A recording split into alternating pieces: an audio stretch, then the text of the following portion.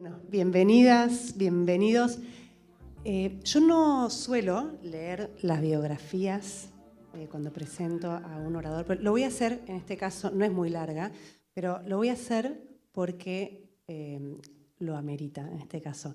No las leo porque no me gusta leer cuando presento a alguien y además porque sería imposible para mí, particularmente acordarme de todo, pero en este caso yo quiero mencionar y presentar en forma completa a la persona que nos viene a contar hoy sobre el James Webb.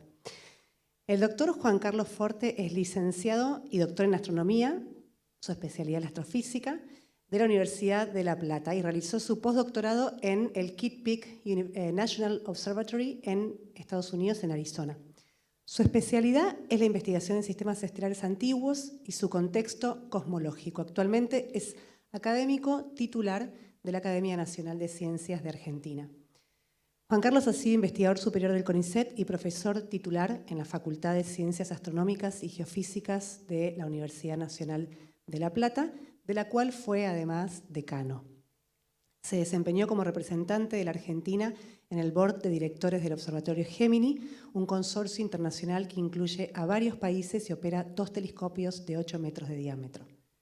Recibió distinciones de la Academia Nacional de Ciencias Exactas y Naturales, de la Academia Nacional de Ciencias de Buenos Aires y de la Fundación CONEX, así como el diploma de honor del Senado de la Nación. El asteroide LT-8780 fue bautizado con su nombre a iniciativa del Observatorio Félix Aguilar de la Universidad Nacional de San Juan. Todo el equipo del planetario y del Ministerio de Cultura de la Ciudad de Buenos Aires le da la bienvenida y es un honor tenerte, Juan Carlos, acá. Un aplauso para él. Muchas gracias. Que disfruten su charla.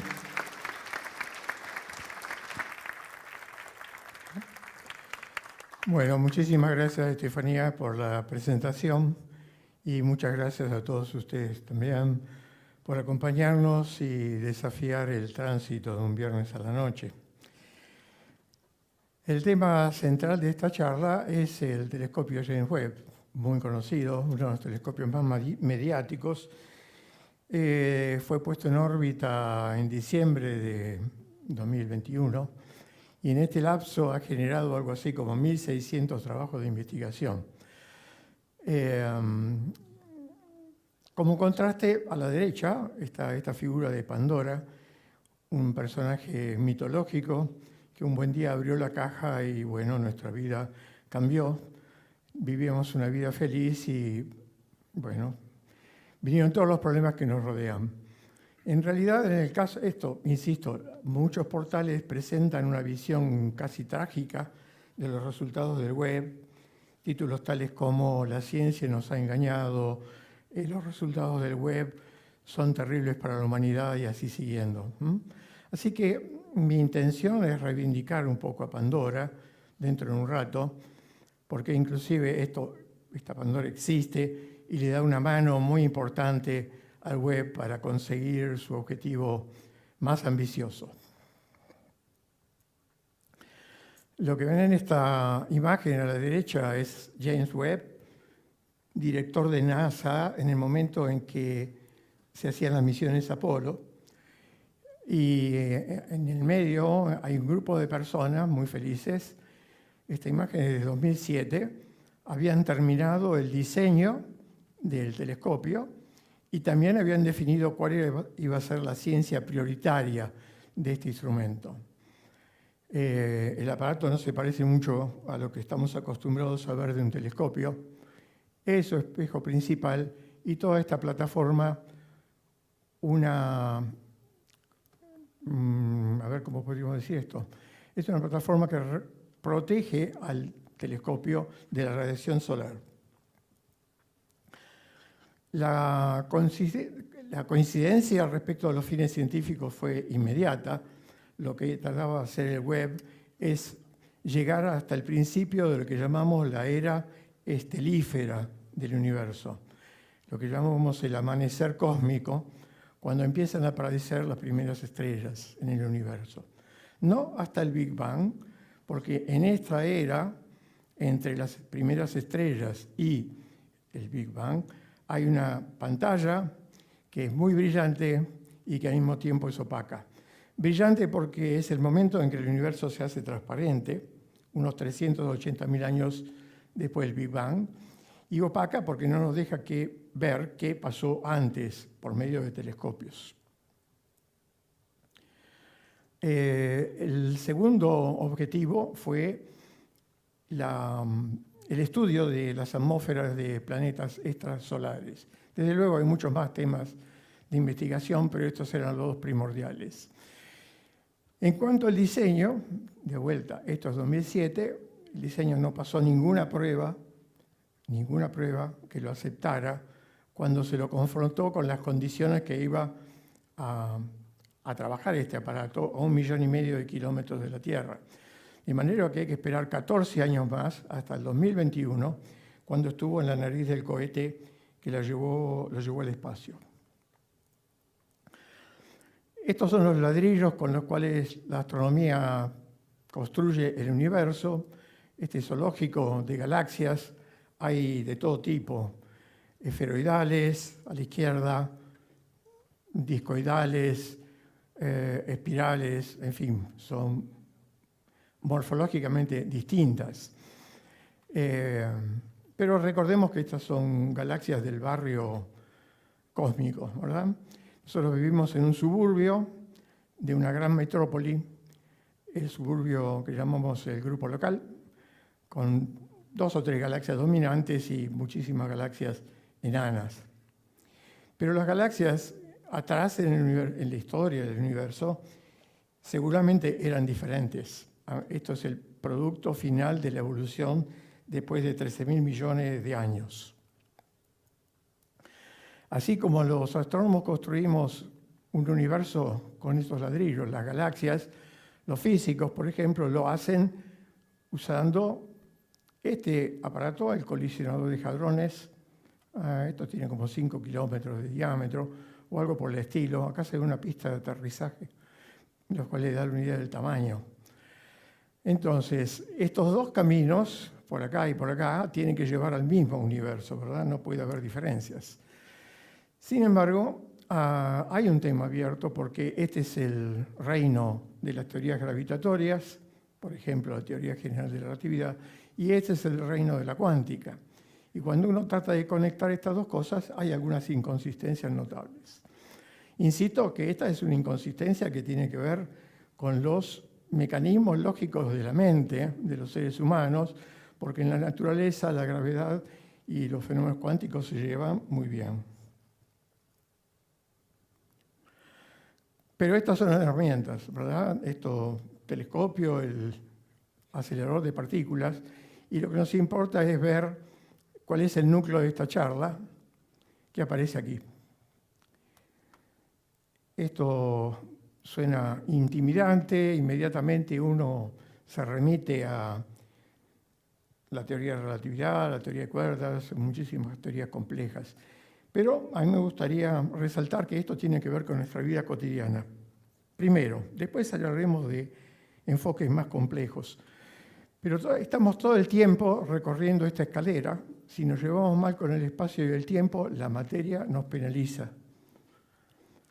¿Y cómo nos penaliza? Bueno, si ustedes colocan mal los pies cuando suben por las escaleras del planetario, hay algo que se llama campo gravitatorio y ya sabemos lo que pasa.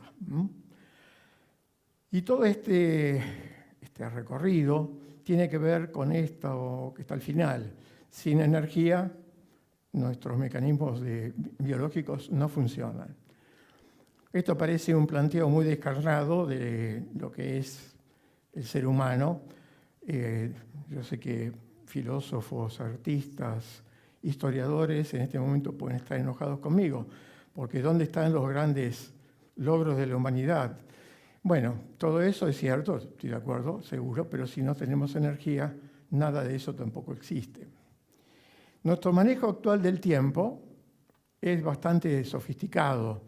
Fíjense que con la órbita de la Tierra construimos el año, con nuestro satélite natural, que no es tan nuestro porque está más ligado al Sol que a la Tierra, construimos el mes, con la rotación de la Tierra construimos un reloj. Con estos satélites construimos una constelación de satélites y además también usamos los agujeros negros para definir un sistema de referencia que le permite a este sistema que se llama GPS y que ustedes tienen en sus teléfonos, nos permite ubicarnos con altísima precisión en el espacio. Por ahí cabe mencionar que cuando uno se comunica con los satélites hay que aplicar también algunas de las fórmulas de la teoría general de la relatividad. Y todo esto ustedes lo tienen al alcance de sus dedos, fluye a partir del teléfono celular, lo cual es una maravilla de la tecnología. Pero al mismo tiempo este teléfono celular es una especie de pantalla que impide que mucha gente conozca cuán complejo es toda esta historia. Aquí uno reconoce las huellas de civilizaciones milenarias, desde los sumerios, pasando por la civilización griega, etcétera, etcétera. Y todo surge de apoyar los dedos sobre el teléfono. Por un lado esto es bueno, por un lado esto no es tan bueno, ¿no? Porque hay gente que piensa que, bueno, si está en el teléfono celular, esto lo ideó Steve Jobs, un genio de la tecnología, seguramente. Y aquí he puesto un ojo, porque tenemos un invitado más a este evento que llamamos inteligencia artificial. La inteligencia artificial, por un lado, puede verse como un conjunto de algoritmos industriosos que nos ayudan a resolver problemas, pero no solo eso. Hay gente que ya está llamando la atención sobre el hecho de que la inteligencia artificial nos mira, que ya ha aprendido mucho sobre los seres humanos y que este tema merece alguna atención en el corto plazo. Usando un poco de cultura rockera, de repente nuestro amo juega al esclavo, como dice en la canción. Bueno, siguiente tema. La materia genera un campo gravitatorio y venimos preparados de fábrica para conversar con el campo gravitatorio. Son estos dispositivos que tenemos en los oídos, que garantizan lo que llamamos equilibrio. Esto hace que nos golpeemos contra el suelo. Y el esqueleto, ¿no? El esqueleto humano es una estructura para resistir el campo gravitatorio de la Tierra. Y si no les gusta esta idea, los invito a ver qué pasa con los astronautas cuando van al espacio y permanecen ahí durante largo tiempo. El cuerpo se da cuenta que eso en el espacio no juega ningún papel y deja de ocuparse de él, con lo cual los astronautas bajan en condiciones calamitosas. Y finalmente, el objetivo final, la energía. Para hablar de energía, aquí les presento dos individuos de la especie Homo sapiens sapiens a temperatura de 310 grados Kelvin. Solemos decir que estamos a 36 grados centígrados, etc. Pero eso es una escala casera. En realidad estamos a una muy alta temperatura y lo que están viendo en estas personas es que emiten con una potencia de 110 watts, comparable a esas viejas lámparas que emitían tanto calor. Esto en estado de reposo, ¿verdad? Por ejemplo, un velocista como Usain Bolt, en el pico de su carrera, alcanzaba los 2.600 watts. El hombre hacía el gesto de triunfo y después se caía al suelo despatarrado, porque había usado toda su energía. Si lo podemos poner en una perspectiva más amplia, aquí tenemos un señor que dice, bueno, yo no tengo la culpa, algo así parece. Dividimos esa energía que disipamos en nuestros sistemas termodinámicos y biofísicos. Es 1,7 watts por kilogramo. Como comparación podemos poner el Sol. El Sol, si ustedes toman toda la energía y la dividen por la masa del Sol, solamente disipa 0,19. Los seres humanos somos casi 10 veces más brillantes que el Sol por unidades de masa. Lo cual explica por qué nuestro requerimiento de energía es tan grande. ¿Cuál es el principal menú de los seres humanos? Esto de acá. Esto de acá. La ecuación de Einstein que liga la energía con la masa y la velocidad de la luz al cuadrado. Si ustedes toman un pedacito de materia y lo convierten en energía, esto alimenta el funcionamiento del Sol. La energía que sale es usado por todos los ingredientes que están en esta pizza para hacer fotosíntesis, y esto en definitiva es un reservorio de energía solar. Inclusive algunas variables ocultas en esto, ¿no? La persona que llevó la harina desde la fábrica hasta el restaurante, hasta la pizzería, seguramente usó combustibles fósiles. Y los combustibles fósiles también son plancton, fitoplancton, que también hicieron fotosíntesis. Si a uno no le gusta la pizza, bueno, uno puede preguntarse qué otras cosas hacer. Bueno, se pueden hacer cosas como esta, ¿no? Es la misma ecuación.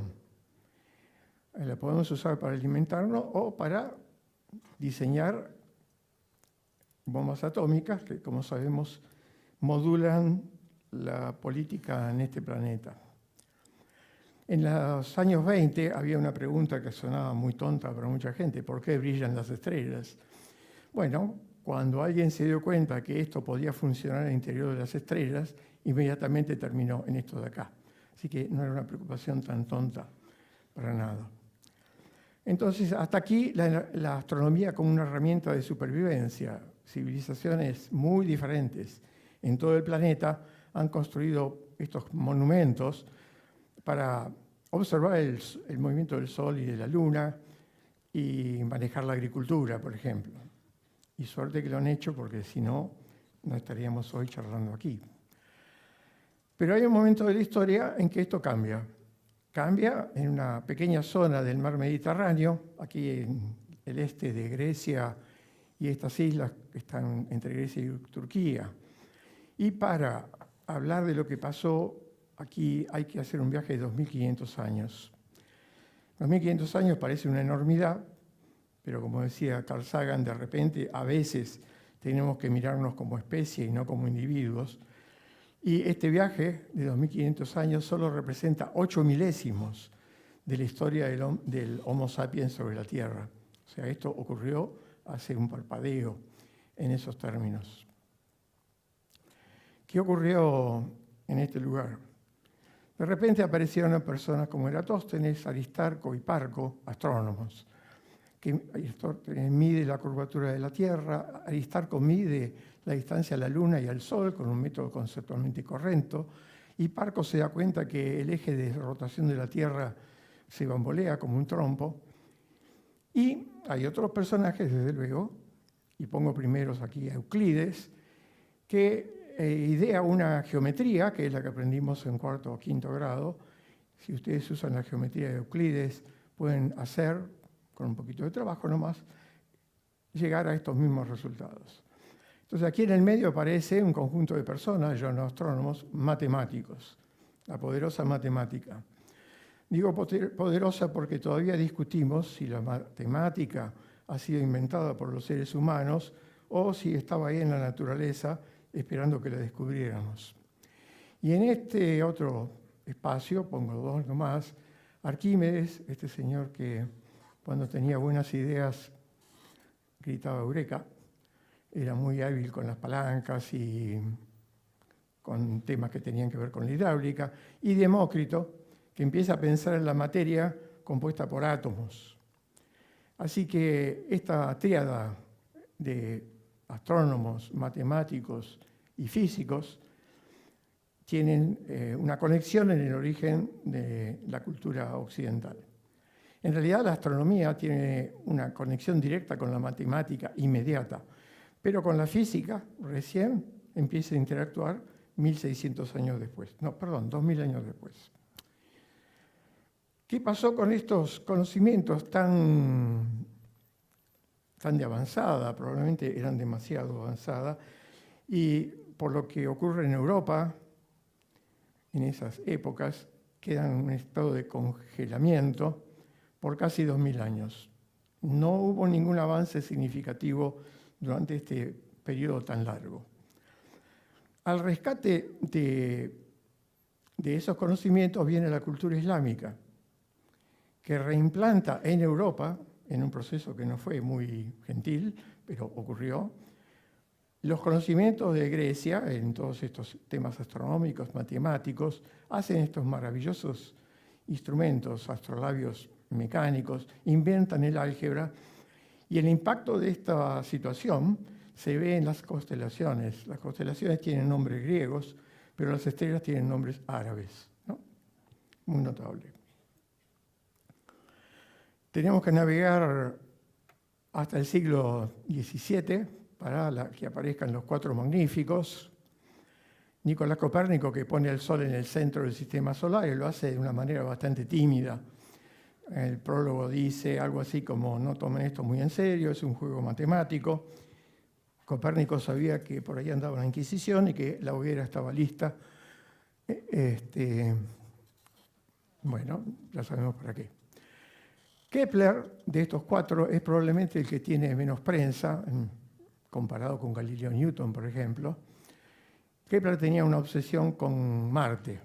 Marte no estaba en el cielo, en la posición que indicaban las tablas de Ptolomeo, que dentro de un rato va a aparecer, ni era compatible con las órbitas circulares de Copérnico. Y él introduce las órbitas elípticas y baja del cielo la primera relación entre materia, tiempo y espacio, antes que la teoría de la relatividad. La tercera ley de Kepler, la ley armónica, es eso, aunque él todavía no sabía que uno de los términos de esas ecuaciones era la masa. Aquí separa un poco a estos dos personajes de Galileo y Newton, porque Galileo y Newton son algo nuevo bajo el Sol. Galileo era un astrónomo, miraba el cielo. Galileo era un tecnólogo porque desarrolló la tecnología para pulir lentes y convertir el telescopio en un instrumento científico. Y también hacían experimentos con cuerpos que caían de la Torre de Pisa, etcétera, etcétera. O sea, Galileo es probablemente el primer astrofísico de la historia donde la astronomía y la física se encuentran. Y después viene Newton, que hace todo lo demás, pero además inventa un método de cálculo, el cálculo diferencial, que tiene un impacto enorme en la historia que sigue. Además escribe un libro en el cual por primera vez se junta la filosofía, la naturaleza y la matemática, nada menos. Bien. A partir de esto hay que esperar 300 años para seguir con la historia. Epa, ¿qué pasó? Se fue. Ahí está, veamos. 300 años y nos encontramos con este conjunto de personas. De nuevo el mismo patrón, astrónomos, un matemático en el medio y aquí físicos. Estas personas no se conocían entre sí, pero entre todas ellas generan la cosmología, la base de la cosmología en la que vivimos hoy día. Creemos que es la cosmología correcta, comillas. Bestos Leifer descubre de casualidad la expansión del universo, aunque él no sabía que esos puntitos eran galaxias. La doctora Leavitt desarrolla un método para determinar distancias a estrellas y Edwin Hubble aprovecha estas dos cosas y pasa a la inmortalidad como la persona que calibra la expansión del universo en términos de distancias y velocidades. En el medio, Riemann inventa una matemática, una geometría distinta a la de Euclides, una geometría en un espacio multidimensional que usa Albert Einstein para decirnos que la materia y el tiempo y el espacio forman parte de una misma cosa. Para decirlo en simples palabras, la materia curva el espacio y maneja los relojes, y el espacio le dice a la materia cómo tiene que moverse. Por ahí aparecen personas como Wilhelm de Sitter, que soluciona las ecuaciones de Einstein.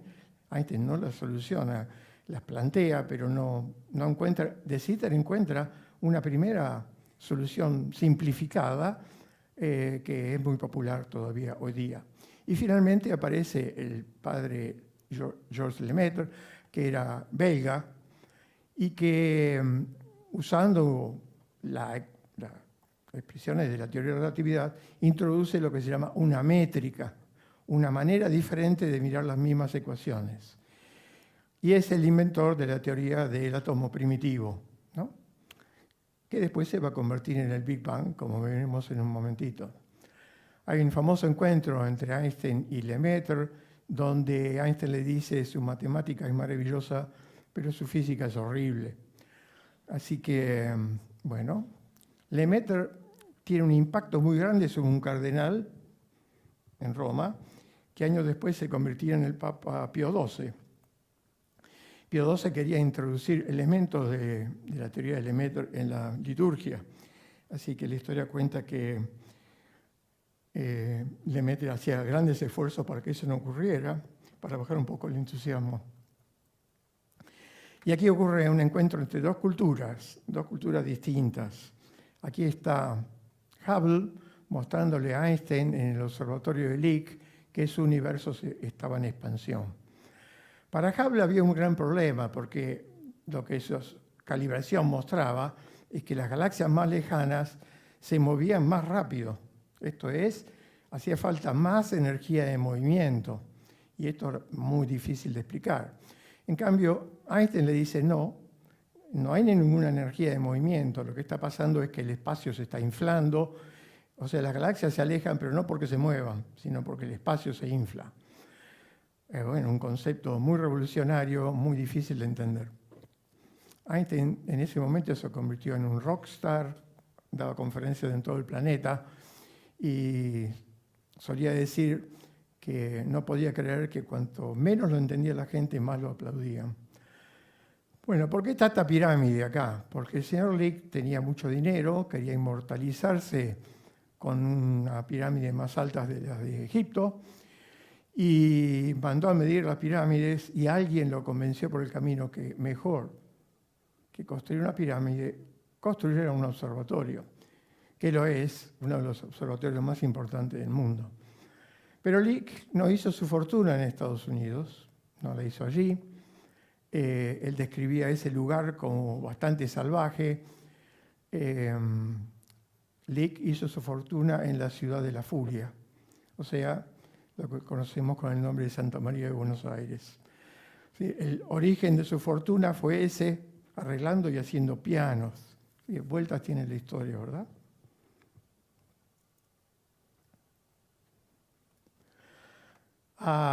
En el medio, en la década del 50, bueno, siempre hay personas rebeldes que no aceptan fácilmente las cosas.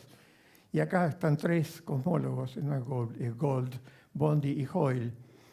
Y Fred Hoyle, que está aquí, solía decir: no me vengan con todo ese gran pum, que traducido al inglés sería all that big bang. Entonces, esto era una frase peyorativa de Hoyle, y quedó como el que le da el nombre a la cosmología que manejamos hoy día. Autor también de una novela de ciencia ficción, madre de muchísimas otras novelas que abrevaron de ella.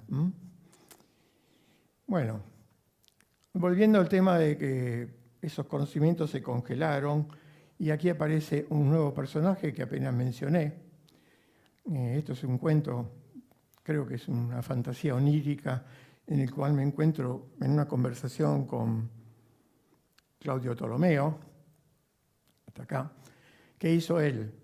Él hizo una tabla con las posiciones de los planetas y del Sol y de la Luna y cómo calcularlo, y estaba dentro de este catálogo, libro, El Almagesto.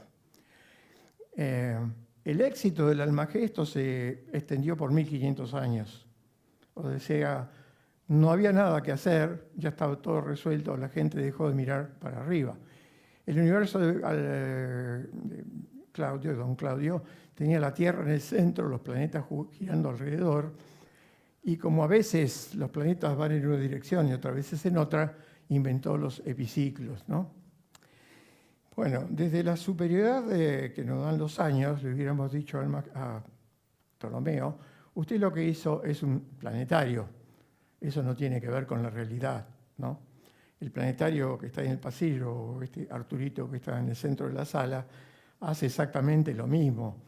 Genera un cielo, genera estrellas, planetas, pero obviamente no es la realidad. Esa es una palabra un tanto complicada en realidad. Si él nos hubiera preguntado cómo es el universo de la astronomía moderna, le hubiéramos dicho, bueno, mire, don Claudio, usted y yo estamos en este pedacito, somos bariones, somos átomos, ¿no es cierto? Y la segunda pregunta hubiera sido, ¿qué es la materia oscura? Y le hubiéramos contestado, la materia oscura la necesitamos porque si no las galaxias se desarman, los cúmulos de galaxias se desarman, no tenemos manera de enfriar el gas, etcétera, etcétera. Y Tolomeo hubiera dicho, yo no le pregunté para qué, sino qué es. Y ahí estamos en problemas, porque la materia oscura tiene muchos candidatos a ser, pero todavía no sabemos qué es. La respuesta hubiera sido, esto se parece bastante a mis epiciclos. Y además le explicaríamos que necesitamos todo esto, de algo que llamamos energía oscura, para que el universo no solamente se expanda, sino que también lo haga en forma acelerada. ¿Y qué es la energía oscura? Tampoco sabemos. Tenemos varios candidatos para explicar esto, pero esto es un tema de premio Nobel, el que explique qué es la materia oscura y qué es la energía oscura. Así que es un llamado a la humildad, ¿no? Una cuestión clave en la evolución de las galaxias es esto que está en este dibujo. Si estamos en el Big Bang acá, y esto es el tiempo, y el espacio se expande en este cono, la vida de las galaxias en este momento era muy diferente que la vida actual. Aquí había galaxias molestándose entre sí, energía, choques, fusiones, etc. Y con el correr del tiempo esto termina siendo algo muy distinto. Las galaxias muy lejos entre sí, no, casi sin molestarse, es otro universo. Para describir este cono que estoy mostrándole acá, hay que requerir la ayuda, una pequeña ayuda de nuestros amigos. Esta es una ayuda, un exceso de imaginación didáctica, pero bueno, seguramente todos tenemos un amigo extraterrestre.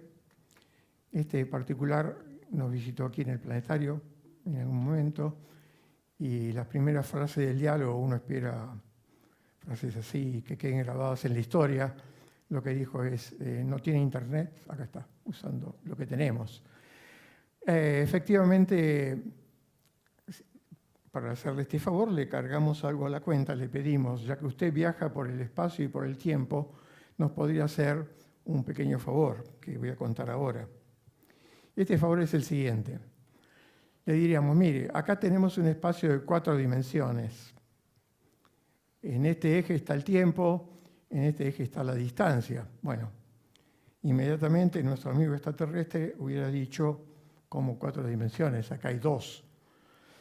Bueno, lo que ocurre es que en este eje, en la distancia, está x más y más z, la raíz cuadrada de la suma de x cuadrado, y cuadrado, es la distancia. O sea, en este universo de 4 dimensiones, 3 están colapsadas en este eje. Entonces, empecemos de nuevo. Aquí estamos hoy, el universo nace acá, en un tiempo igual a 0, si es que lo hubo, y acá vamos a medir la distancia en miles de millones de años luz, y acá el tiempo en miles de millones de años. El pedido era, si usted va con su nave, digamos, desde aquí hasta acá, unos 6.000, 7.000 millones de años atrás, y ve una galaxia a 1.000 millones de años luz, por favor engánchele este resorte. Bueno, la pregunta es si esta persona no humana cumplió con su palabra o no. Y no hay más remedio que esperar que pase el tiempo para saber si eso fue cierto o no. Y efectivamente lo cumplió, porque si miramos esta galaxia hoy día, pasan 2 cosas. Primero, se la ve más pequeña, está más lejos. Y segundo, el resorte está muy estirado. Fíjense que yo puedo saber cuál es la distancia que me separa ahora de esta galaxia, porque si conozco la distancia entre las espiras del resorte, y hoy veo que las espiras están más espaciadas, por ejemplo, 5 veces más espaciadas, sé que esta galaxia está 5 veces más lejos. Bueno, hagamos una cuenta muy simple. Juntemos estos dos resortes, el momento en que la galaxia emitió su luz y hoy día cuando observamos esa luz. Y hay dos cuentas muy simples. La primera es qué cantidad de espacio se generó. Y la cantidad de espacio que se generó es L0 menos L, esto que está acá, dividido L, la cantidad de espacio original. Y lo otro que podemos hacer es este cociente, L0 sobre L, simplemente cuántas veces se expandió el espacio. Bueno, álgebra muy elemental. Ahora uno puede cambiar acá el espacio, el resorte, y en vez de resorte poner otro fenómeno periódico, como la radiación electromagnética, y esto que está acá, L0 se convierte en lo que llamamos el corrimiento hacia el rojo. O sea, la longitud de onda de la luz se ha estirado, la luz se ha vuelto más roja, y la comparación de la longitud de onda que observamos hoy, el color que observamos hoy, menos el color original cuando la galaxia estaba acá, es lo que llamamos el corrimiento hacia el rojo. Y el cociente entre este resorte, esta longitud y esta, L0 sobre L, se convierte en lo que en la teoría de la relatividad es la variación temporal del parámetro de escala. Ahora, ¿qué quiere decir esto? Si z vale 0, significa que no hubo expansión. Entonces este cociente vale 1 y estamos hablando de las galaxias de nuestro barrio. Si z vale 10, significa que cuando la galaxia emitió la luz, el universo era 11 veces más pequeño que ahora, ¿no? Entonces, fíjense que de una manera muy poco intuitiva, pero de repente nos encontramos con estas expresiones en lo que viene cuando hablemos del telescopio Webb. El corrimiento hacia el rojo es una parte importante de la cuestión. Esto también se refleja en el tiempo. El tiempo, a medida que z aumenta, transcurre más lentamente, ¿no? Un chico con un yo-yo, bueno, no sé cuántos de ustedes saben lo que era un yo-yo. Cuando yo era chico jugábamos con una ruedita que subía y bajaba, digamos, una vez por segundo. Pero si ustedes lo llevan a z igual a 10, el tiempo se expande y el yo-yo sube una vez cada 11 segundos. Lo mismo pasa con los fenómenos explosivos. Por ejemplo, una supernova, acá a la derecha. En el momento en que la supernova empieza a explotar, llega a su brillo y baja en 40 días más o menos. Pero si ustedes se van a un lugar muy lejano, al 85% de la velocidad de la luz, encuentran que la supernova explota más despacio, 80 días. Entonces, lo que se llama la expansión aparente, la dilatación aparente del tiempo. No es una dilatación real. Si ustedes miran el reloj de este chico y el reloj, andan los dos a la misma velocidad. Pero es un efecto de perspectiva, una especie de espejismo cósmico. ¿Qué pasó con la luz? Bueno, en principio uno pensaría, la galaxia está acá, estamos acá, la luz viene directamente hacia nosotros. Pero no, la luz no hace eso. ¿Por qué? Porque tiene que pelear contra la expansión del universo. La luz viene como los salmones nadando contra la corriente. La expansión del universo lleva luz para arriba, pero el fotón quiere venir para acá. Entonces lo que hace la luz de esta galaxia no es esto, sino una curva, algo así. Y ahí se rompe la correspondencia entre tiempo y espacio. Ya 1 millón de años viajando a la velocidad de la luz no es 1 millón de años luz, es mucho más, porque la luz recorre un camino mucho más largo. Bueno, los resortes no existen, desde luego.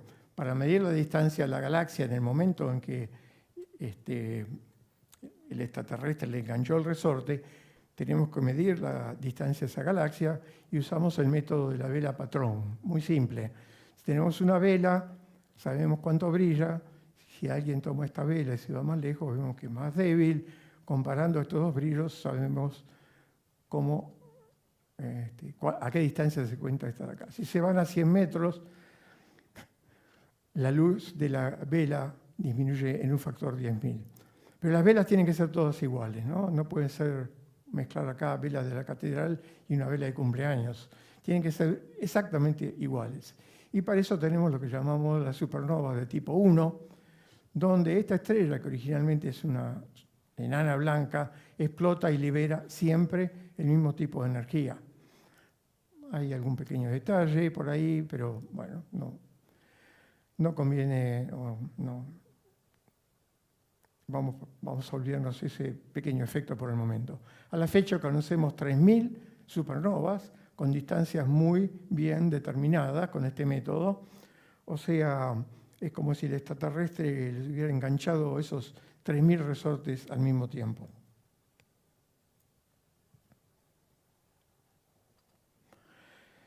Bueno, acá les muestro, esta es una charla que dimos durante la pandemia, que está en la librería de YouTube del Planetario. Un momento muy difícil para todos, pero había como 1.600 personas conectadas y realmente era muy estimulante ver que por lo menos por un rato rompíamos esa rutina siniestra que teníamos alrededor todos los días. Entonces ahora volvemos a nuestro gráfico del tiempo y del espacio. Ahí está nuestro amigo el observador. ¿Qué hacen las galaxias en el espacio? Hacen esto. Nacen en los albores del universo y después cada una de ellas se va separando siguiendo estas curvas. Todas estas curvas son iguales, pero esta está multiplicado por 2, esta por 3, por 4, etcétera, etcétera. Entonces, con esas 3.000 supernovas, lo que tratamos de hacer es cuál es la curva universal que maneja este fenómeno.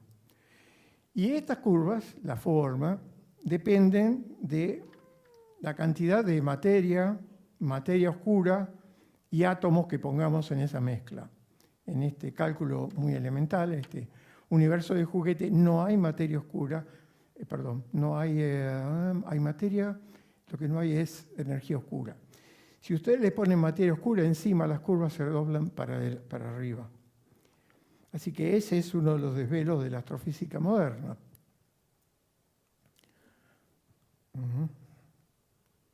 Esa línea amarilla que ustedes ven acá es lo que hace la luz esta noche. Si ustedes miran al cielo hoy, la trayectoria en el espacio-tiempo es esta que está acá.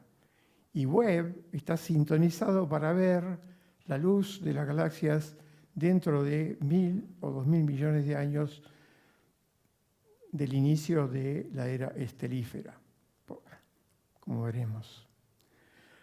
Hay algo diferente para medir la expansión del universo y es este de acá, la famosa radiación cósmica de fondo. En algún momento el universo, que estaba compuesto por gas muy caliente, se enfrió y se hizo transparente. Y el análisis detallado de esta radiación con satélites nos muestra que existen estos grumos. Un cosmólogo escocés me contaba que él no podía dormir porque para hacer sus galaxias teóricas necesitaba que la materia en los orígenes tuviera forma grumosa y la radiación cósmica era lisa, completamente plana, sin ninguna estructura, hasta que los satélites mostraron que no. Y él pudo dormir tranquilo. Les comento que en esta sala, por centímetro cúbico, hay 400 fotones que se originaron en este momento. Escondida en esa estructura hay un conjunto de tsunamis cósmicos, ¿no? ¿Qué quiere decir esto? Una analogía también, esta de acá, tomen un conjunto de baldes, llénenlos de agua simultáneamente y cuando los baldes se derraman, generan esas estructuras que ustedes ven acá. Traten de no hacerlo en el living, en el patio estaría bien. Ahora, estos tsunamis salen de la interacción entre la radiación y la materia que empezaba a caer sobre estos bolsillos, estos halos, capullos de materia oscura. Así que en algún momento la radiación repele la materia hacia afuera, la materia salía disparada a velocidades de la luz, pero en el momento que el universo se hace transparente, esto se congela. Estos anillos se congelan en la estructura del espacio-tiempo y siguen su trayectoria, acoplados a la expansión del universo. Entonces, en vez de la vela patrón, podemos usar la regla patrón. Identificamos estas estructuras sobre la pared del fondo de radiación cósmica, tienen estos tamaños y con el paso del tiempo estos anillos se convierten en anillos de galaxias que hoy día tienen un diámetro de más o menos 500 millones de años luz. Así que, si miramos galaxias a diferentes distancias, podemos también encontrar cómo cambia la constante de Hubble con el correr del tiempo. Si uno es astrónomo y le gustan las supernovas, el valor que da es, por cada millón de años luz, esa expansión es 22,4. Si uno es físico y le gusta más la física del plasma, este valor es 19,6. Esto es lo que se llama la tensión de Hubble y parece un hecho catastrófico. Hay que cambiar la física, hay que cambiar la astronomía, la ciencia nos ha engañado. Bueno, en realidad lo que está pasando ahí es que son dos culturas distintas que se encuentran y dos culturas que también tienen sus incertidumbres. Por ejemplo, esta requiere que el espacio sea homogéneo e isótropo, sea igual en todas las direcciones del cielo, lo cual sabemos que puede no ser así. Si estos espacios vacíos dominan el viaje de la luz y ahí el reloj se mueve más rápido, estamos midiendo mal el corrimiento al rojo, con lo cual inclusive podemos llegar a borrar la energía oscura, lo cual sería una gran cosa, porque la energía oscura es un dolor de cabezas. Y este de acá, el del plasma, hoy día sabemos que al principio del universo hay un montón de galaxias que no sabíamos que estaban ahí y que probablemente están contaminando el fondo de radiación y ya no podemos decir esto se originó totalmente en el Big Bang. Podemos usar las dos cosas juntos, la vela patrón y la regla patrón, y acá hay un telescopio que les muestro, que usé en mis épocas de becario externo del CONICET. Uno subía por esta escalera, después por esta de acá, se subía a esta plataforma, el telescopio se inclinaba, acá está, y acá había otra escalera que permitía ingresar en esta cápsula. O sea, uno se encerraba allí durante toda la noche con un joystick de 6 botones, 4 para mover el telescopio y 2 para enfocar la cámara, ¿no? O sea, muy aburrido. En realidad no había tiempo para aburrirse, porque había que manejar el telescopio, la cámara, etcétera, etcétera. Hay un telescopio gemelo a este en Chile y con una cámara más o menos similar. ¿Qué puede pasar de divertido ahí adentro? Por ejemplo, un sismo de grado 5. Encerrado acá, un sismo de grado 5, les aseguro, es bastante atemorizador. Y bueno, pueden pasar otras cosas, dejémosla por el momento. En vez de esta cápsula, donde uno se introducía, hoy día hay una cámara que tiene 5.000 fibras ópticas. Y esas 5.000 fibras ópticas se enfocan cada una sobre una galaxia. Hasta marzo de este año se han medido 15 millones de galaxias. Esta es una feta del cielo.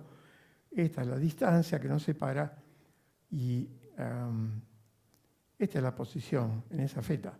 Entonces ahí ven estas estructuras, vacíos y filamentos. Estas no son los tsunamis de los que hablé recién. Esos tsunamis están escondidos detrás de esta estructura que vemos aquí. Así que esto es sumamente importante que lo entendamos para formar una cosmología básicamente sólida. Europa es más ambicioso todavía y ha enviado al espacio un satélite cuyo nombre es Euclides, no de casualidad, y el objetivo es medir 1.500 millones de galaxias en los próximos 5 años. Hay un camino diferente. Ustedes pueden usar, por ejemplo, este modelo. Está en YouTube, el video es muy bonito. The Next Generation, inspirado en Star Trek. El título de esta simulación es una simulación de computadora donde, estas son viejas ya, no, pero bueno, ilustran la situación. Después de 50 millones de horas de cálculo por unidad de procesador y con la receta, toda la astronomía, toda la física y toda la matemática que ponemos, veamos qué universo resulta. Bueno, la receta es bastante complicada. Empezamos con energía, materia y antimateria, gas a muy alta temperatura, radiación, algo de materia oscura que se tragan estas cosas, radiación y materia. El gas se enfría, forman las primeras estrellas, estas protogalaxias chocan, se fusionan y después, cuando llegan a la era actual, lo que vemos es una vida relativamente tranquila, donde cambia la composición química, etcétera, etcétera. Y esta receta tenía algo nuevo, algo que otras recetas no tenían, que es la presencia de agujeros negros en sus núcleos. Lo que sabemos es que las grandes galaxias, casi todas tienen grandes agujeros negros. Hay un capítulo de Los Simpsons histórico que le pasó a Homero cuando se introdujo acá. Y si hubiéramos tenido a don Isaac y don Albert aquí al borde del agujero negro, don Isaac hubiera dicho acá hay una gran concentración de materia y entonces hay una fuerza muy grande, y don Alberto le hubiera dicho no, esa fuerza no existe, lo que pasa es que el espacio acá está curvado y el espacio nos dice tenemos que ir en esa dirección. Bueno, el celebérrimo agujero negro en el centro de Messier 87, la galaxia en el centro del cúmulo de Virgo, 6.000 millones de masas solares en un diámetro de 2 veces el sistema solar, algo realmente peculiar. Esta es una imagen del barrio galáctico. Cada una de estas cosas es una galaxia en proceso de formación. Los azules, estos tienen 1 millón de años luz más o menos. Y acá hay algunas que están en rojo. ¿Por qué están en rojo? Porque los agujeros que están usualmente tranquilos, si uno les da de comer, cuando se encuentran estrellas, gas, polvo y se los engullen, lo hacen en un proceso bastante violento. Comprimen la materia aumenta mucho su temperatura y eso afecta a toda la vecindad. O sea, la vida de todas estas galaxias es afectada por la influencia de estos agujeros negros. A pesar de que este modelo es muy primitivo, muy simple, muy simplista, los resultados son sorprendentes. A la derecha vemos estas galaxias, se parecen mucho a las galaxias reales, no son exactamente iguales, pero muy parecidas. Y a la izquierda ustedes ven las estructuras de materia oscura que se han formado. Y acá se ven estos ríos de gas a alta temperatura. La imagen está partida por la mitad. Ese gas se escurre a lo largo de los filamentos y, en cierta manera, también alimenta a las galaxias y cambia su evolución.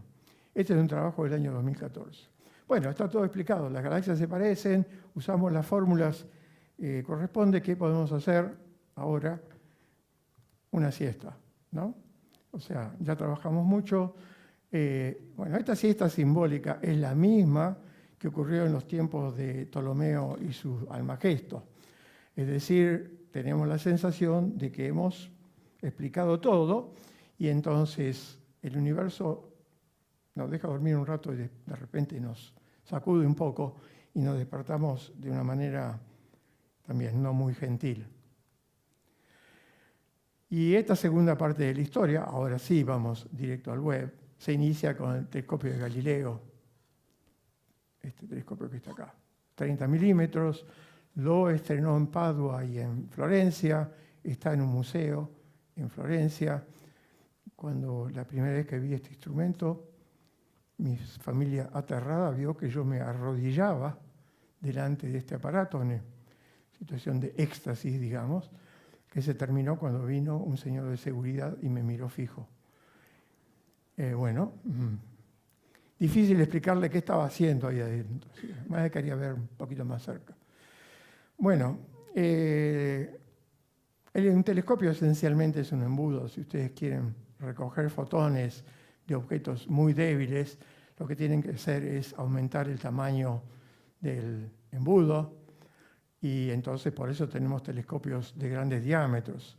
Y el que se viene ya en poco tiempo es uno de 40 metros de diámetros, un emprendimiento europeo.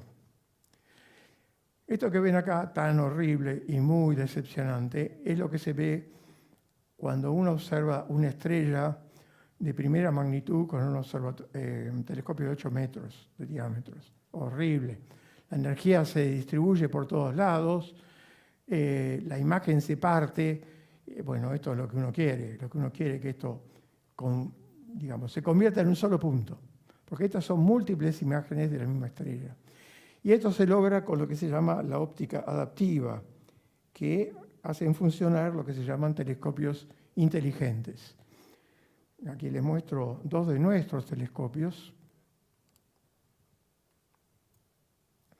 Los telescopios Gemini, precisamente, ¿no?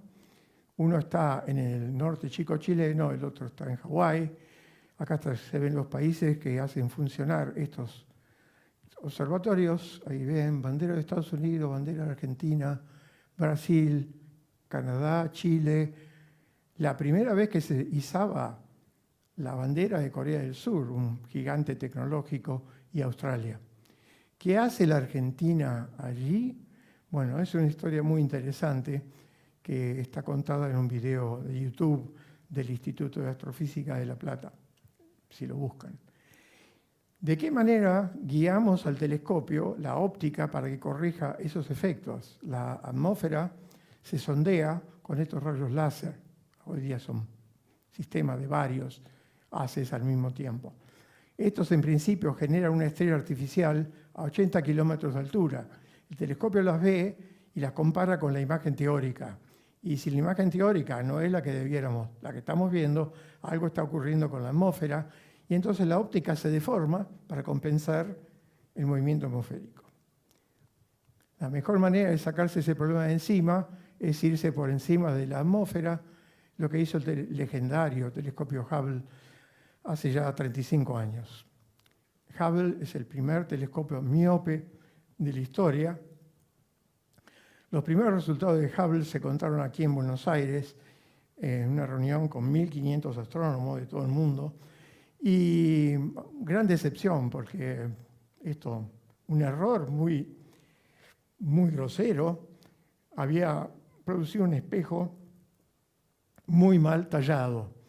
La única manera de resolver esto era subir con los astronautas, colocarle lente de contacto ahí adentro y volverlo a la vida. Así que, bueno, yo tuve la suerte de estar en la Universidad de Arizona. En ese momento estaban los astronautas en el espacio y uno podía ver, con una pantalla de altísima definición, cómo esta operación era llevada a cabo. 2 días después, en una reunión que estábamos allí, hubo un enorme aplauso, vítores, alegría, la primera imagen del telescopio Hubble en su verdadera potencia. Y bueno, todo el mundo muy alegre. El problema de Hubble es que cada 45 minutos sufre un verdadero espasmo cósmico, un espasmo térmico, porque pasa de más 120 grados cuando está la luz del sol a 100 y pico de grados bajo cero cuando ingresa en la sombra, con lo cual el telescopio se sacude muchísimo y hay que corregir eso con los giróscopos, etc. Y aquí llegamos por fin al Webb. Este es el espejo que, digamos, mucho de la filosofía de Webb usa la experiencia del Hubble, desde luego. El espejo está cubierto con oro. ¿Por qué oro y no plata o aluminio? Porque si vamos a observar galaxias muy azules intrínsecamente, pero que hoy día vemos como muy rojas, lo que hay que hacer es maximizar la reflectividad del espejo en esa longitud de onda. Y el oro es precisamente eso. Esto es el espejo cuando se hizo la prueba de desplegarlo en la fábrica. El diámetro es más o menos 6,5 metros. Y aquí se lo ve al espejo plegado y la pantalla solar, antes de ser también encerrada sobre sí misma y metida dentro de la nariz del cohete. Vista desde arriba, esto es lo que mira hacia el espacio, esto es lo que mira hacia el Sol. El punto de trabajo del telescopio Webb es 1,5 millones de kilómetros desde la Tierra. En este punto L2, que acompaña a la Tierra en su rotación. Son los llamados puntos de Lagrange. Fíjense que en este lugar el instrumento está a 223 grados bajo cero. O sea, el calor del propio instrumento está minimizado llevándolo a esta temperatura. Esta especie de cajita feliz cuadrada que ven acá es el telescopio saliendo de la nariz del cohete, donde estaba todo plegado.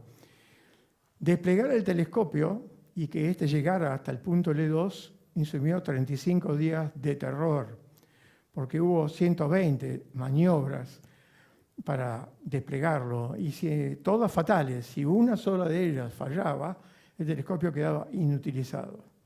Así que creo que gran parte de los astrónomos del mundo nos levantábamos con la idea, hoy falló. Y no, todos los días esto se cumplió al pie de la letra, y el telescopio Webb está allí arriba en todo su esplendor. Las primeras imágenes de Webb cambian nuestra cultura, la manera de ver el cielo.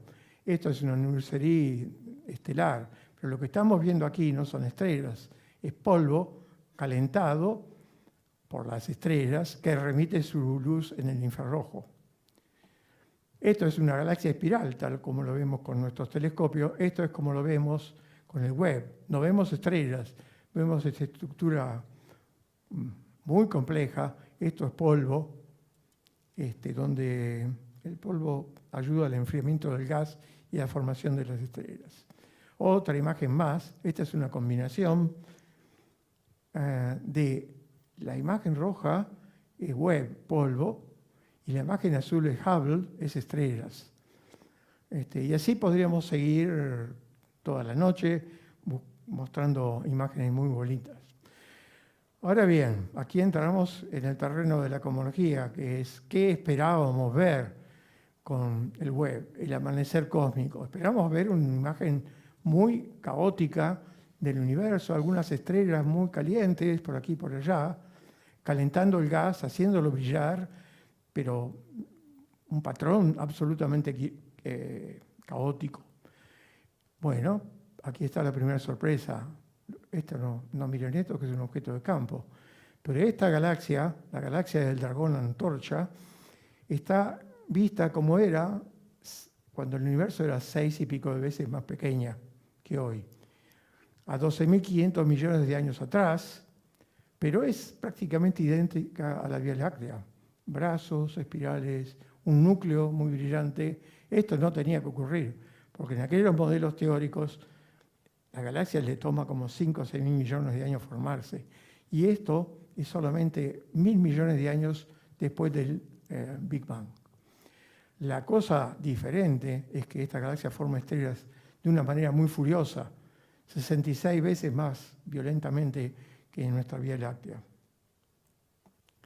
Aquí está la galaxia de nuevo. Esto tiene 3 segundos de arco. 3 segundos de arco es, tomamos una varilla de 3 metros, lo toman uno de ustedes, se va hasta la ciudad de Dolores y nosotros lo miramos desde la azotea del planetario. Así de pequeño es este pedacito del cielo. ¿Y por qué se llama The Torch Dragon? Porque el primer autor es chino y el dragón antorcha algo tiene que ver con la mitología china. Bueno, actualmente esto está a 25.000 millones de años luz, cuando emitió su luz estaba mucho más cerca. Un pasito más allá, bastante más allá, llegamos a un momento en que el universo es 13 veces más pequeño que hoy. Este pequeño punto rojo está solamente 360 millones de años después del Big Bang. No dice mucho estéticamente, no es muy atractivo, pero es realmente conmovedor que estemos llegando prácticamente al nacimiento del universo. La presencia de este objeto está confirmada con radiotelescopios que están ubicados en Atacama. Podemos ir un poquito más. Estas 2 manchitas rojas están a un corrimiento rojo de 14 a 250 y cada vez nos acercamos más. Y aquí es donde entra en acción Pandora y nos da una mano. Si queremos ver galaxias más lejanas, necesitamos que el Webb aumente su tamaño, cosa que no puede ocurrir. Pero sí podemos recurrir a este cúmulo tan bonito de galaxias que se llama precisamente el cúmulo de Pandora, que está en el hemisferio sur y que produce, a través de deformar el espacio y el tiempo, acá, un lente. Es un tema bastante complejo porque hay que mapear cada galaxia y después sumar todo. Pero esta galaxia que está muy, muy lejos, y nosotros estamos acá, emite radiación que se va por el espacio y nunca hubiera llegado hasta nosotros. Pero el campo de gravedad tuerce el camino y esto llega hasta el telescopio Webb. Así que de repente vemos que el poder de colector de luz se multiplica entre 10 y 50 veces y vemos galaxias muy, muy lejanas, todavía más cerca del Big Bang. Y ahí se inicia esto de acá, ¿cómo se diga? The Rise, la aparición del imperio galáctico, ¿no?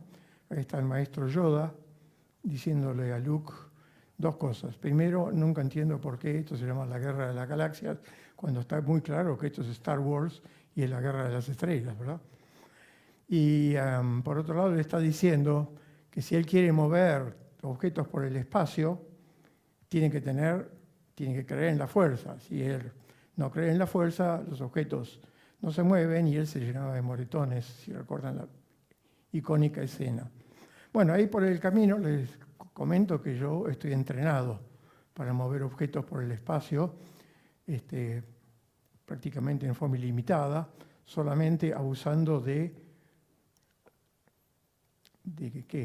la creencia, de la fe de la gente, ¿no? Así que si me preguntan después les cuento. Efectivamente, el título del trabajo es La aparición del Imperio Galáctico. Acá hay 60 personas de 30 países, lo cual muestra que la ciencia es un fenómeno cultural a tamaño planetario. Y acá estamos hablando corrimientos al rojo 17 a 25, o sea, estamos a 100 millones de años luz del Big Bang. Bueno, ahí tenemos un problema, que es el siguiente. Estas cosas son tan brillantes en el hemisferio sur, ultravioleta, perdón, tan brillantes, forman estrellas 300 veces más rápido que la Vía Láctea, y si esto es así, no hay capullo de materia oscura que las contenga. La radiación es tan fuerte que esto se desarma muy rápidamente. Así que esto creaba un dilema. Pero resulta que, meses antes, 3 astrónomos italianos publican esto. Más allá de las primeras galaxias, los agujeros negros primordiales ya brillaban. Y entonces, estamos ahora ante el problema del huevo y la gallina. Antes les dije, el huevo es la galaxia y la gallina es el agujero negro. Y ahora es exactamente al revés. La gallina es el agujero negro y el huevo son las galaxias. Eso es un cambio de paradigma muy, muy fuerte. Esto que está acá abajo es un dibujito nomás. Son muchísimos agujeros negros primordiales que se forman antes que las estrellas. Y bueno, esos agujeros negros, cuando interactúan con la materia, forman discos a muy alta temperatura y producen ese disparate de luz que vemos hoy día. Así que la balanza se está inclinando a este panorama, ¿no?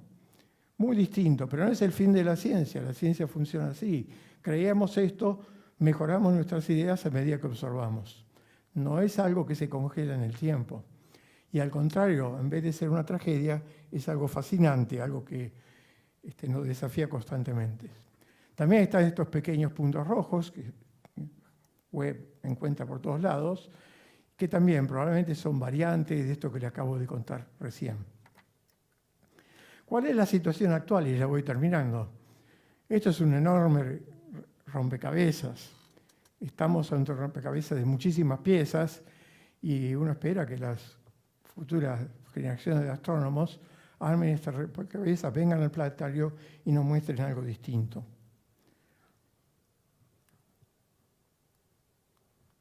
¿Por qué hacemos todo esto? Es una pregunta que los contribuyentes merecen tener una respuesta.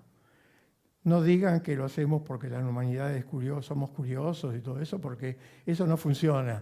No funciona en el National Science Foundation, no funciona en el CONICET, no funciona en ninguna lado. A mí me gusta siempre recurrir a esta analogía. Hoy ya les dije el final de la historia.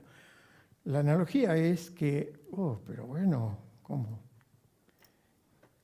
Hoy día estamos acá mirando la espuma, muy atractiva, es algo muy bonito. Estamos hipnotizados por la tecnología y hemos perdido de vista que la tecnología vive montada encima de una ola. Y esta ola tiene mucho poder, es todo el conjunto de la ciencia básica que después desemboca en la ola. Quiero decir, no hay tecnología si primero no hay una colección de conocimientos que hemos juntado a lo largo de la historia. ¿Para qué servía la teoría de la relatividad en 1915. ¿Qué tenía que ver con la vida de la gente? Absolutamente nada. Hoy día la teoría de la relatividad deja de funcionar en nuestros teléfonos y la mitad del planeta entra en una crisis difícil de afrontar. Como digo, puede haber esto que estoy contando, o también puede haber este libro, muy famoso, bestseller a nivel mundial, que ha sido hecho por Yuval Noah Harari, Sapiens, nosotros, de animales a dioses. Como dice acá, una breve historia de la humanidad. Uno duda que seamos dioses, uno duda, me parece que estamos un poco lejos. Pero ahí hay una cosa más, es este arcón de acá, y el tema es encontrar esta llave. Estas cosas que están aquí, están afuera del arcón, ya son parte de nuestro tesoro, y ese tesoro es lo que hemos aprendido describiendo el funcionamiento del universo. Fíjense lo que estoy diciendo, no comprendiendo, porque realmente comprendemos bastante poco. Pero si realmente alguna vez abrimos esta caja, ahí sí pasamos a esta categoría. Es algo muy diferente, pero bueno, vale la pena el esfuerzo, ¿verdad? De repente, en el futuro alguien nos cuenta esta historia. Finalmente, si ustedes quieren volar, no usen esta receta. Hay mucha gente en internet vendiendo las escobas de Harry Potter, ¿no? Y viene con el manual de uso, que es el Necronomicon. Solamente hay 3 ejemplares del Necronomicon. Uno está en la Universidad de Buenos Aires, según el autor de esta fantasía, algunos de ustedes lo saben. No, por ahí, bueno, no usen el Necronomicon, es difícil de conseguir. Pero de repente pueden conseguir algunos de estos anuarios astrológicos que publican muy serios diarios argentinos. Abren la página correspondiente, Capricornio, bueno, hoy sí salga a pasear con la escoba. No hagan eso. Esto sale de que la vida, toda esta historia tiene que ver con la magia, y la magia nunca funcionó. Nunca funcionó. Lo que termina esta charla es que si uno quiere viajar por el espacio, lo mejor es mirar las estrellas. Recordar a los primeros seres humanos que miramos al cielo, cuán valientes fueron, porque por ahí siempre había un diente de sable esperándolos, y a los cuales les debemos tanto, miles y miles de años de evolución. Y si no miran a estas estrellas, en particular, pueden mirar estas otras, que también son un rayo de luz. Esto que ocurrió hace poco tiempo debería llamar la atención de la gente que maneja la ciencia y la educación en la Argentina. Muestra que tenemos mucha esperanza. 1 millón de personas mirando esto es algo que fue un rayo de luz, como dijo el colega biólogo. Bueno, entonces creo que lo único que me queda es decirles muchas gracias. Continuará, seguro que continuará, y aquí quedo a disposición de ustedes.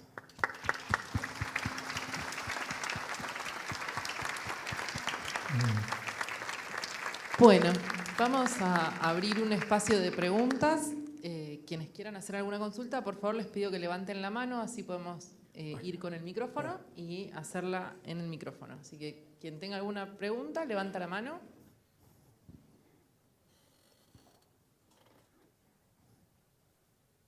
No sean tímidos, nadie muerde acá en el planetario.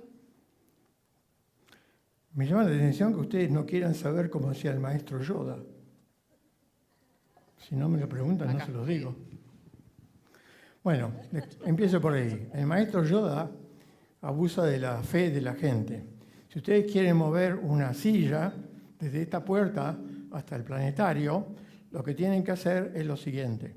Toman un banquito, para que, bueno, no quede desparramada la receta, toman unos papelitos que si los queman sacan 10 calorías, o sea, nada, no existen, pero si esos papelitos son de color verde y tienen la cara de Benjamin Franklin, esa mesa va a parar ahí arriba. ¿Por qué razón? Porque creemos que esos papelitos tienen valor. Si alguien nos ha convencido, tenemos fe, esto es lo mismo que Yoda, y hay muchos.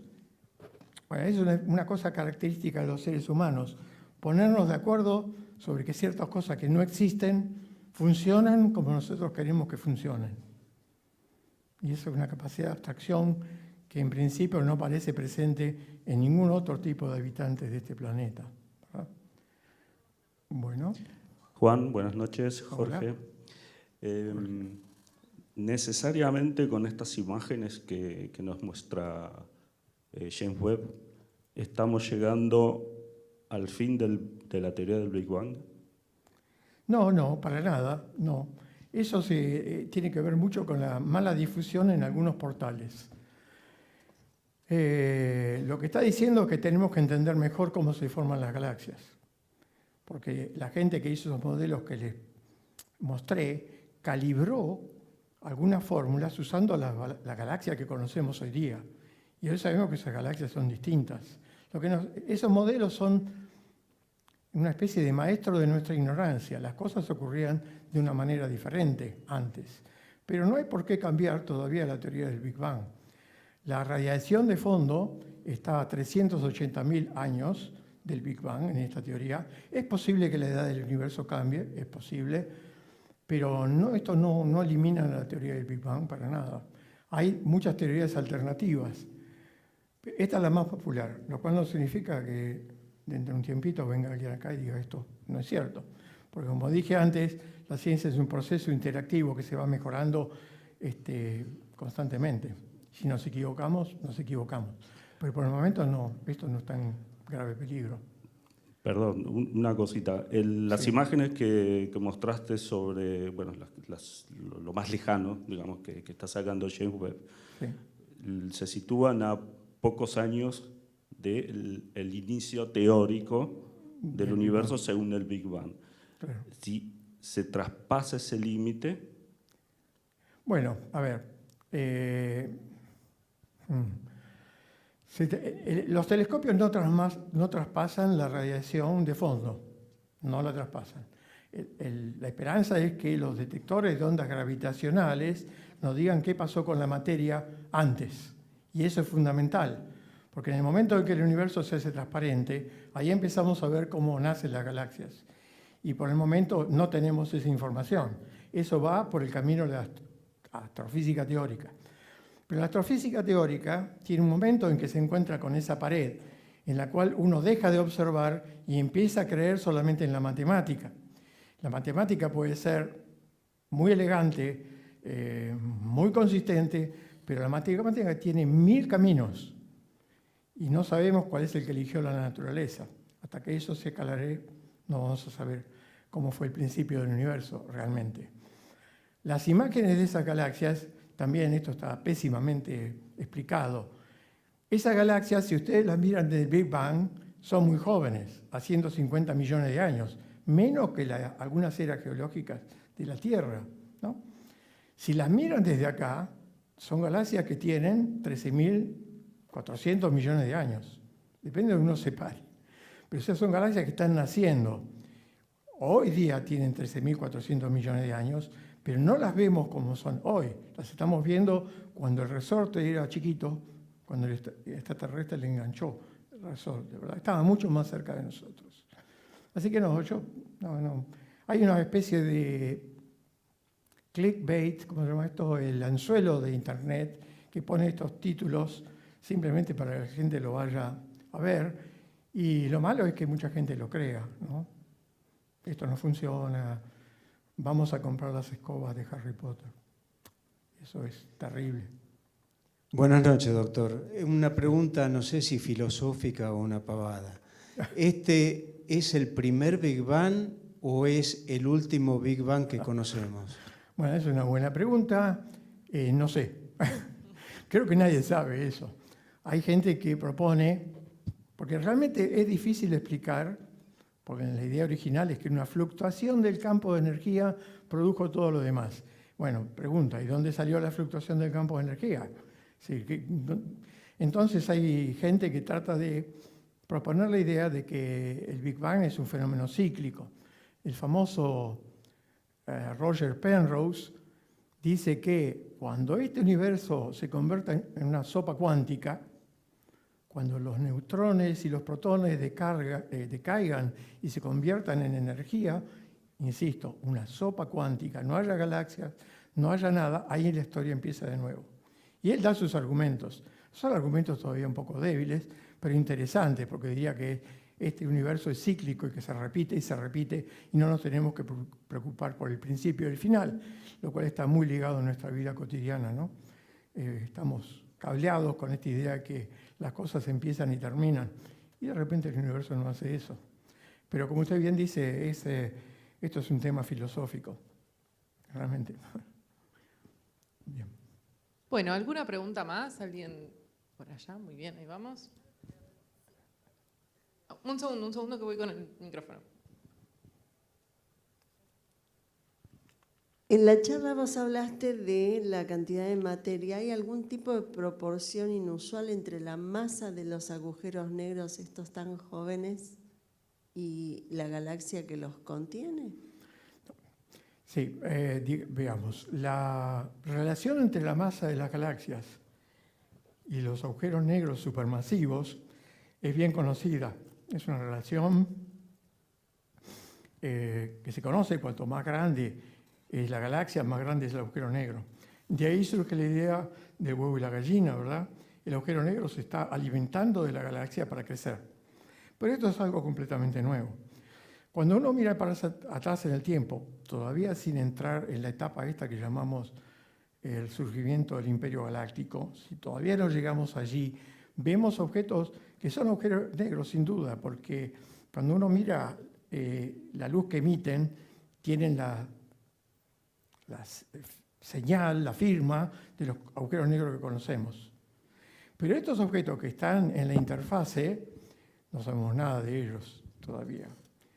Esto es un tema en ebullición, hay mucha gente dedicándose a este tema hoy día y tomará forma en algún momento. Pero es difícil decir si esos agujeros negros estaban antes de la barrera, que deben haberse formado antes de la barrera de fondo cósmico, ya producen una modulación de la eventual materia que había antes. Y ahí vamos a empezar a entender qué es lo que pasa. Así que hay que llegar todavía un poquito más lejos, ¿no? Y posiblemente eso se pueda lograr, pero no. Yo creo que la conclusión más importante es esta, que hay que tener un poco de humildad cuando se hace una descripción del universo, porque muchas veces se transmite la idea que ya entendemos todo. Si entendemos todo, se terminó todo, no sé qué estamos haciendo acá. Lo interesante es que en el futuro esto va a cambiar y alguien les contará una historia más consistente, ¿no? Bueno, muchísimas gracias de nuevo. Bueno, muchas gracias al doctor Forte. Muchas gracias por haber venido, realmente. Muchas gracias a todos ustedes también por haber venido. Los invitamos a que sigan nuestras redes sociales Planetario BA y también si tienen ganas en YouTube, ayer tuvimos un Astro Stream, nuevo capítulo, y hablamos sobre meteoritos con un experto en meteoritos, así que está muy interesante, lo pueden encontrar en nuestro canal de YouTube, Planetario BA. Hasta siempre, entonces los esperamos la próxima.